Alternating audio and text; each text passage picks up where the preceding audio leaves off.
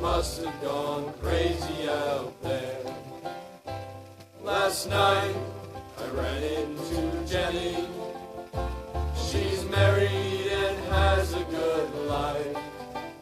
Boy, you sure missed the track when you never came back.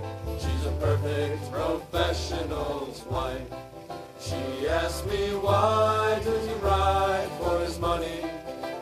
Tell me, why does he rope for short pay? And he ain't getting nowhere and he's losing his share. Oh, he must have gone crazy out there. Oh, but they've never seen the northern lights. They've never seen a hawk on the wing. They ain't never spent spring at the Great Divide. And they've never heard old Campfire sing. Well, I wrote up the last of my letters, and I tore off the stamp for Black Jim. And when Billy rode up to relieve me, he just looked at my letters and grinned. He asked me, why do we ride for our money? Tell me, why do we rope for short pay? We ain't getting nowhere and we're losing our share. Oh, we must have gone crazy out there. Oh, but they've never seen the northern lights. They've never seen a hawk on the wing. They ain't never spent spring at the Great Divide. And they've never heard old Camp Cookie sing.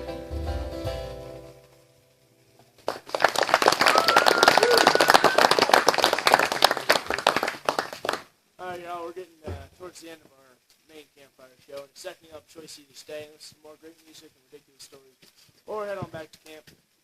But while I have you all here, I'd like to share something with you. Somebody told me on one of my trips. Helped me quite a bit. Probably help you guys as well. So you realize my name is Zach Brand from St. Louis, Missouri, and I'm here on 3 tracks. This is my 3rd jump start. What I want to talk to y'all about is my ordinary hero trophy truck.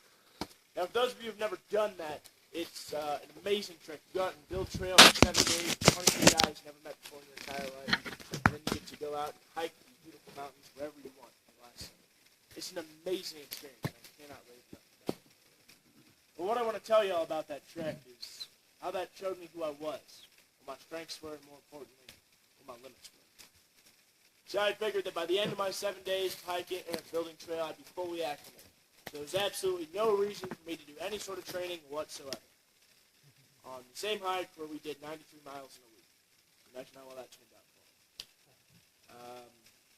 Well, there was one particularly tough day, and that was up from Philmont to the top of Baldy down to Miranda. And for those of you who have ever made that hike, Philmont up to Baldy, you know that trail is, for lack of a better word, awful.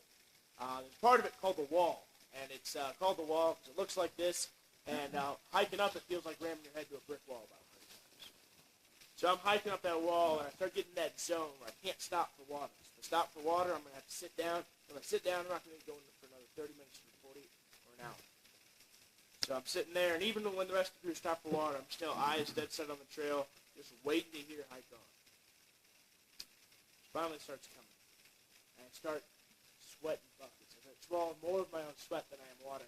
And that gets me sick to my stomach. And I have no choice but to rip off my pack, run over the side of the trail, and throw off everything I had for breakfast. And I'm sitting over there heaving. My foreman comes up to me.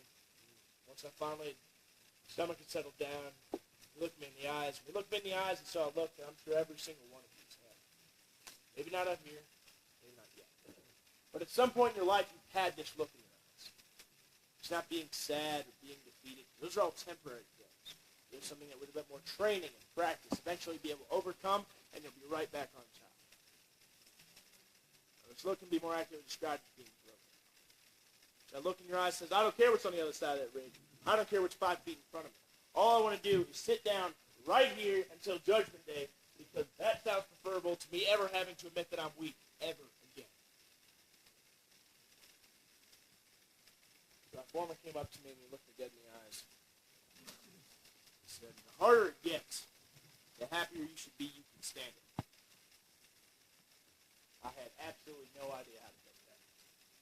I wasn't really sure how it was supposed to help me. I still had 10 miles left to go. I threw off everything I had for breakfast.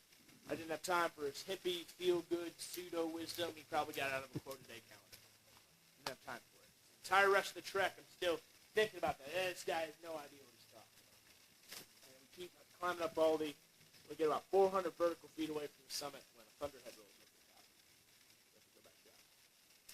We hike graffiti down those Copper Park switchbacks, and we finally hit Copper Park and see blue skies as far as the eye can see. I've never been able to see blue skies in my entire life. We finally roll down to Miranda, and we're sitting around the fire doing Thorns and Roses.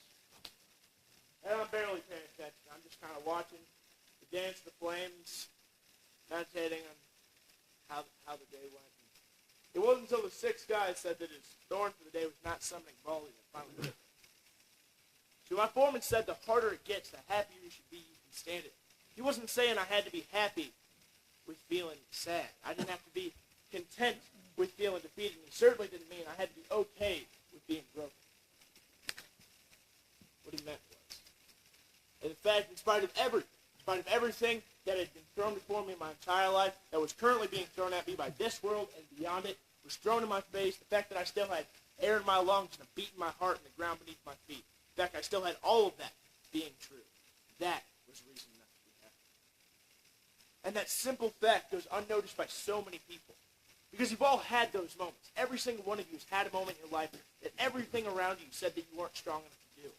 Your family and friends, they didn't have words of encouragement. They had words of sympathy because even they didn't think that you were strong enough. There are some days that you couldn't even look in the mirror because you were terrified of what was looking back at you and what it meant. Every single one of you has had that moment, and every single one of you has had the entire world tell you, you can't do it. But by virtue of the fact that you're sitting in front of me today, and you're enjoying this campfire, and you're out looking at this incredible view, and you're enjoying Philmont, by virtue of all of that, you live in constant opposition to every single person who told you you couldn't. You are a standing testament that every single person who told you you weren't strong enough is a liar. Whether you came out of that as a victor or not, you're still surviving, and that's incredible. And that's the amazing thing about this place, because you're going to have hard days on the trail. But you will. And it'll be fine. When you finally walk back into base camp, your feet hurt, every part of you sunburned or blistered, you'll make it through. And you'll be able to take that experience back home. So that in the future, when you have other moments that threaten to break you, heartbreak, losing a loved one, anything, you can say, man, this sucks. This is awful. I can't do this.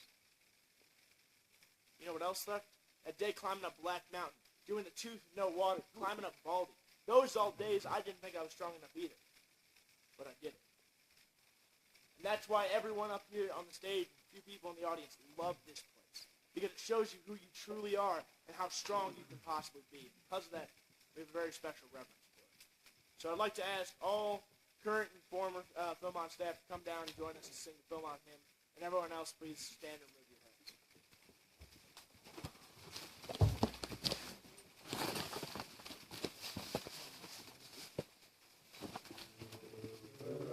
Sing, starlit skies above, aspen covered hill, country that I love. Philmont is too deep, shouting paradise, out in God's country tonight. Whispering pine, eagles soaring high, purple mountains rise against an azure sky.